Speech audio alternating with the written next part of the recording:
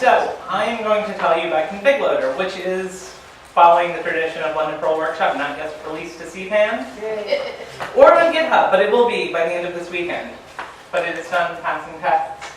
So why I wrote it, and why config layer came to exist, which later became config loader, or will become, is because I got very annoyed at work a couple of months ago.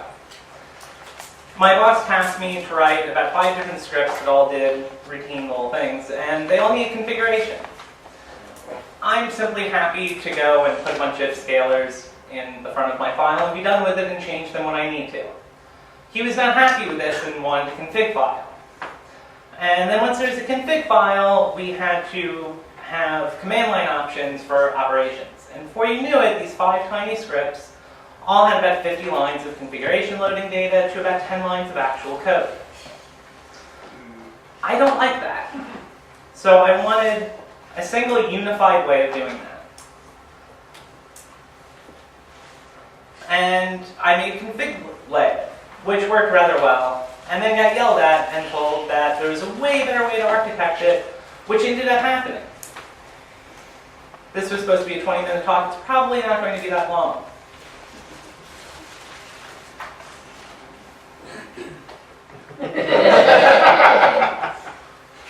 So now we're going to actually get in and look at some of this code.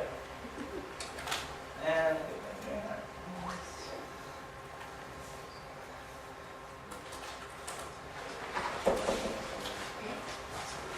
so we'll take a look at an example program that uses config loader. Could you make the text bigger? Yay. Backing, you could move forwards. You set the powers for that, so yes. So we use config loader, and that exports getConfig to us. And for getConfig, we're going to give it a single scalar as a file. We're also going to give it a default data structure. And then we're going to print out the contents of it. So we have the same data structure we had in default, fairly normal, not too awesome. But now we're going to make a config file that is example-config.yaml, and we're going to add these 2 keys to it. Now we see env has been replaced with prod, and we've added a new key, secret key. We've also seen that I haven't installed YAML access, and config tends to use YAML end.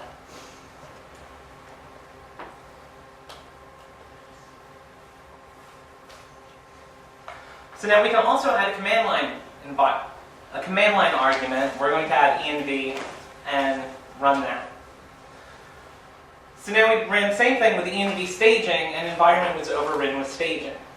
So first the config file will overwrite your default data structure. Then getops will go collect any arguments that were in your default data structure and see if they're passed with the command line. We can also do that with an environment variable. If we append or prepend config underscore to any of the keys that were top level keys in our default data structure, we can then change them at will. Which is really good if you have processes that are forking so you don't have access to command line arguments at the time that it happens. So we see the environment variable has again changed. And another thing is that we're using template expand hash on the data structure that comes back. So we can use any of the keys that are in our data structure and address them at later points.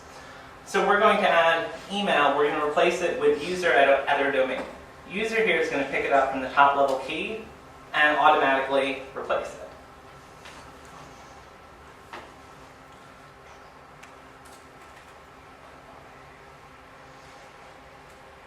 One of the cool things about the architecture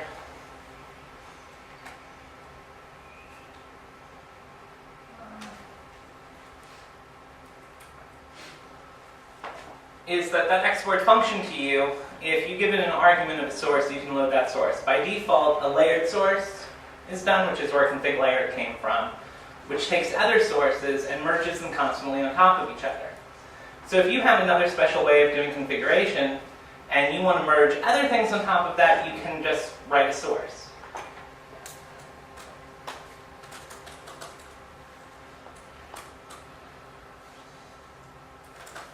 Writing sources is really easy. Use base config loader source gives you a whole bunch of standard stuff, and then you just write a function load config. You have everything that was passed to get config is in args. When you're using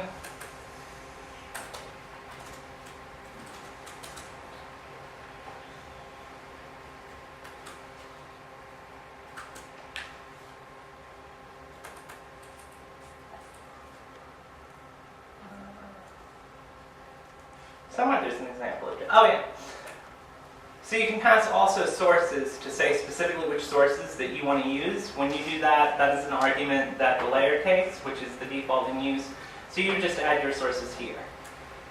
You can also add immediately after your source a hash ref of arguments. Those arguments will be sent to that source, merged on top of the default thing set to it. So if I want everything to get one version of file, but I want a specific source to get a different version, or to list a source multiple times with different arguments to it, I would just put another hash ref here. And there are tests. Many of them, yay! And documentation. Get this on forever. Any questions? Was it on CPAN?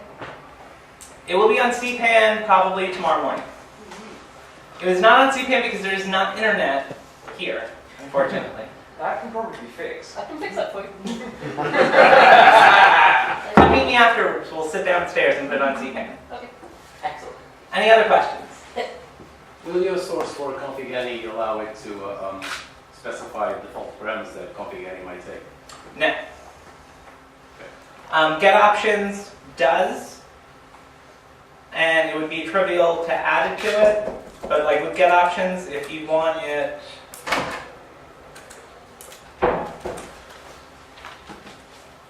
so in the default way, it goes through and interrogates the default data structure to figure out what to actually pass to want. But if you give it your own options, it'll pass that directly through. What you want can easily be added in the same way. And I'd love to hear feedback on that because I've used all of these sources as I would use them, and it hasn't been released to the community yet for additional feedback like that. Okay.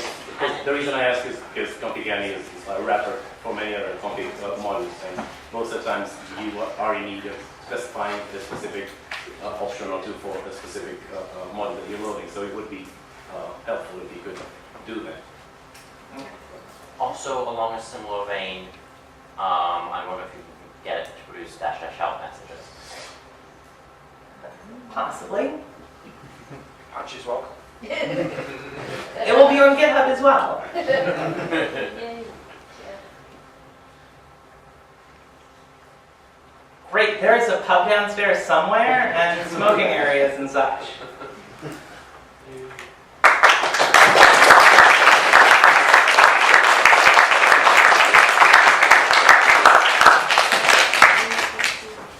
Congratulations on your first London Perl workshop, Tom.